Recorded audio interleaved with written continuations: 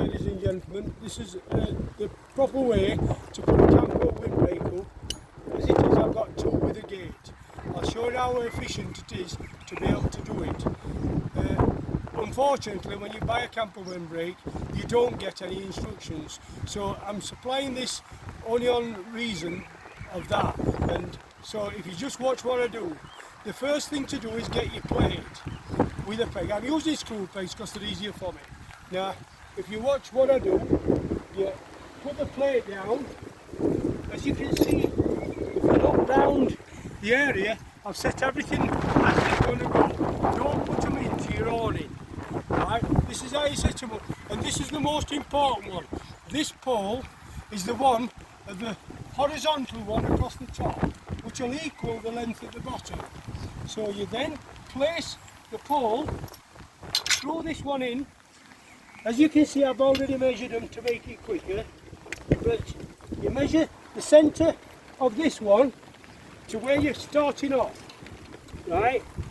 Put it in centre, only put one peg in at a time, because then you've got a chance of altering it. You line that up with the centre, you go to your next one, line it up with your centre, drill it in.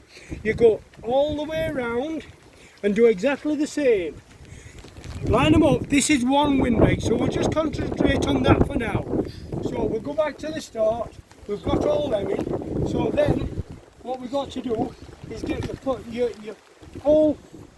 I ain't got a hammer. Can I pause it? So, no. Right, I've had this made especially for the old-fashioned windbreaks, for knocking them in so it don't blur the top up.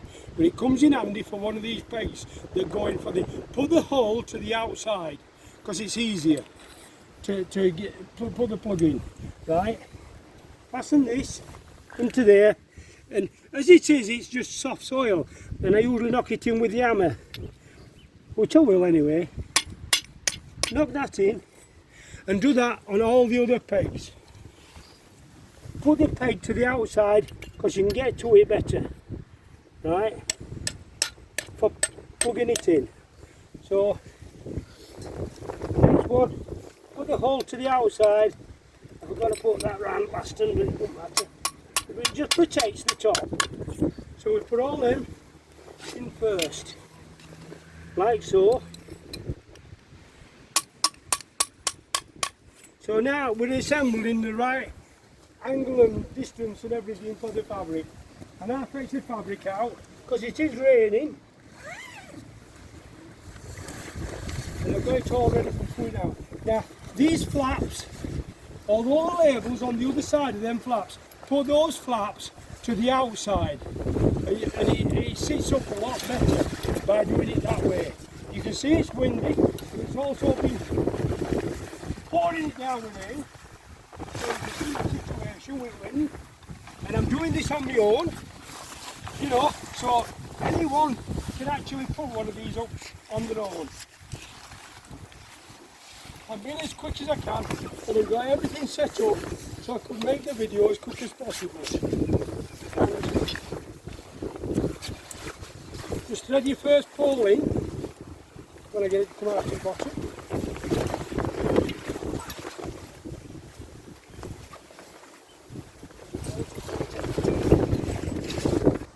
Right, what I've just done, I just paused a bit there because what I did, I put the pole in the wrong way.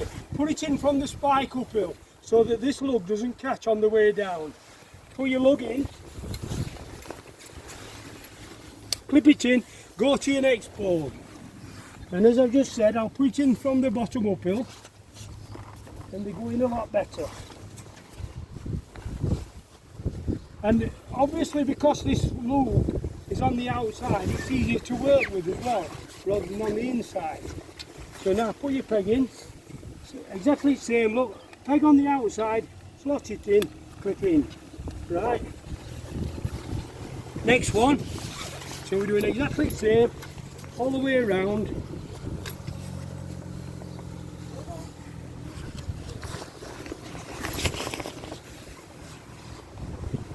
Never does it easy when you're trying to explain, does it? Get the spike in, as you've seen, put it spike in first, works a treat. There's no lug to catch at the bottom.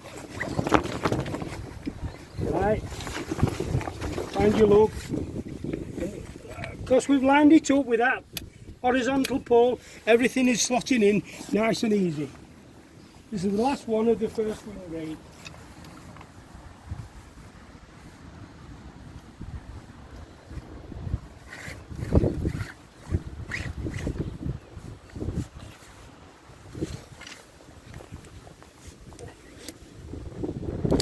Now it's assembled. So what I can do now is go back to my drill, just pull over a bit with the battery, and first thing to do is put your guy rope poles on, as I call them, because that's what they are, they're in place of guy ropes. And slot this hole over the top, put these on before your horizontals, and there's a reason for this.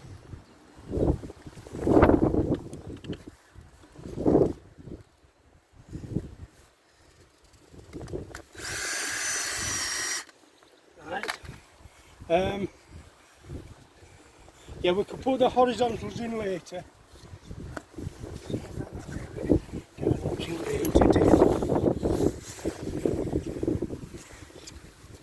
To do out.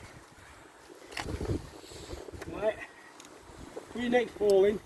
These might pop off whilst you're doing it, which will be a pain, but you'll see why I'm doing this first. Like I said, there's been a lot of rain, so we could actually just shove these in to that soft. Show you what to do with them later.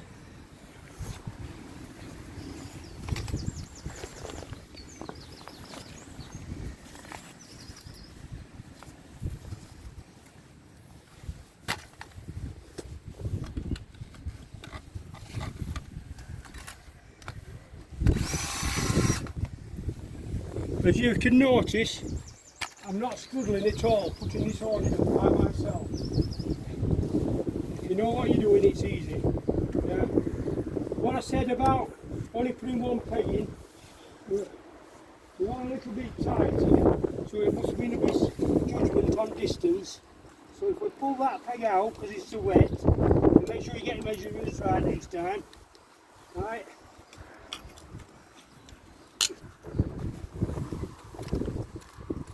This is why you only put one peg in your plate, so you can actually fetch it back out and shove it in. Right, now we've got all them in, go back to the beginning, and put your crossovers on.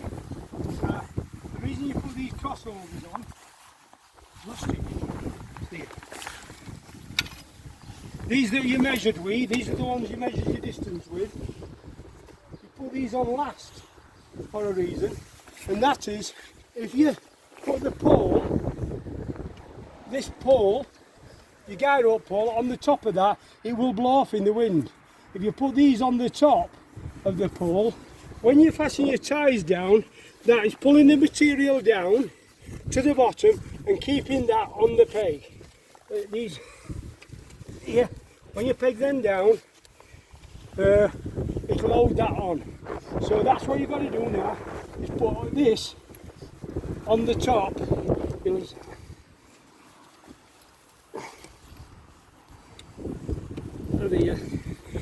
That's just slotted out.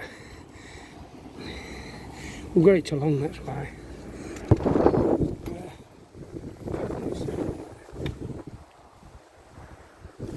Right.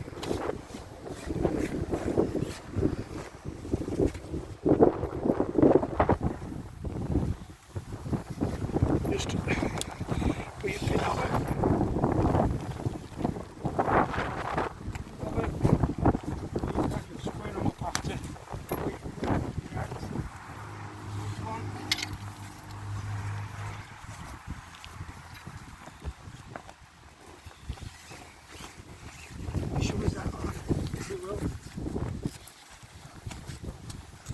Do it. Yeah, I'll do it. It's on.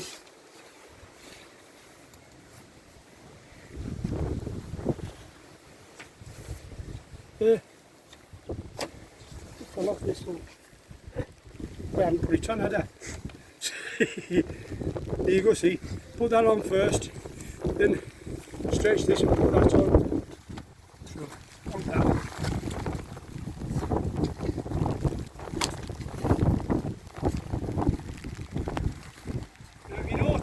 so windy, and I've more or less put this up by myself without anybody. When you put them in, if you've got two of these pegs, what you can do is put this in secondary on top of that, just to confirm that it's holding both of them down. You put that right up as well, and you just stop it, pop it off anyway, and put material in on each one. These are handy. You can get these pegs cheap at Aldi for $7.99 for 15, and you get the drill attachment with it.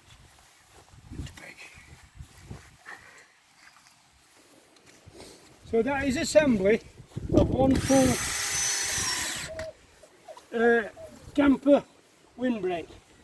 Now, if you're putting a gate on, what you need to do is measure 3 feet 9 inch from that end there across to there, which is, if I can work it on the inches on this, 3 feet 9, let's have a look, 9, 12, 11, 10, 9, so it's 45 inch, if you've got 1 inches on, from there to there, and put this plate at 45 inch, because we were out of line on last one, I'm having to move it, right, so if you put that at 45 inch, your gate will fit, right, so to cut a long story short, we're now in line for putting the gate up. I'm going to do the next windbreak in exactly the same fashion. You can see I've already put the plates down and measured them for the floor, and we're just going to assemble the second one in the same order, as well as putting the windbreak up, and I'll put the end piece on in 2 minutes. And what time is it now? So with intermission and everything, that has took me roughly 15 minutes, and it'd be quicker if I were doing it without having to explain.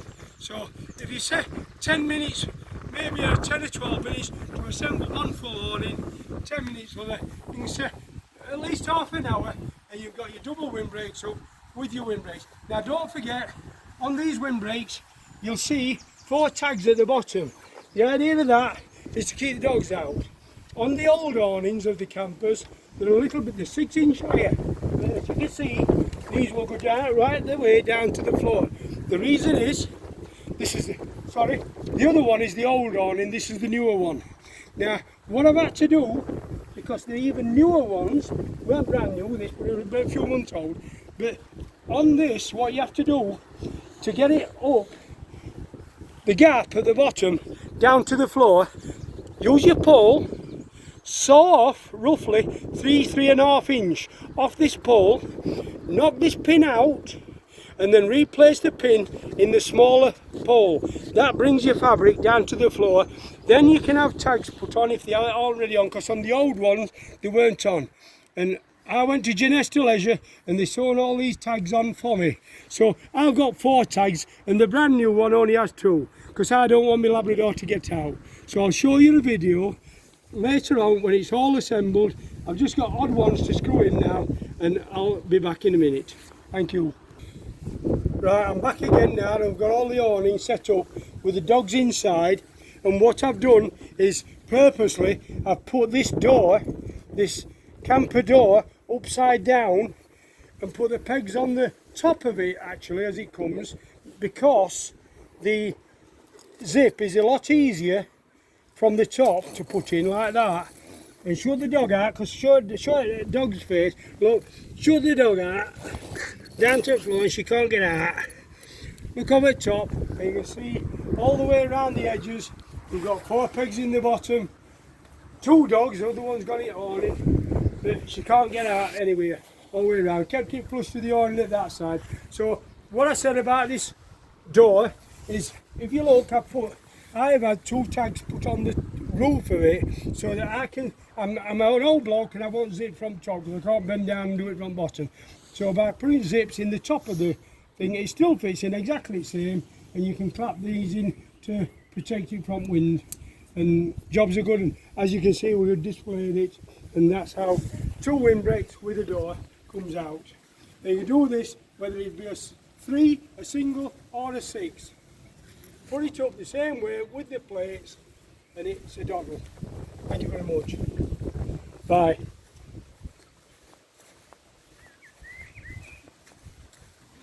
Hold on, let me show you. Look, we'll show you how rigid it is. Just to show you how rigid it is once it's up. Don't forget this ground is sodden wet through and there's no problem with it whatsoever.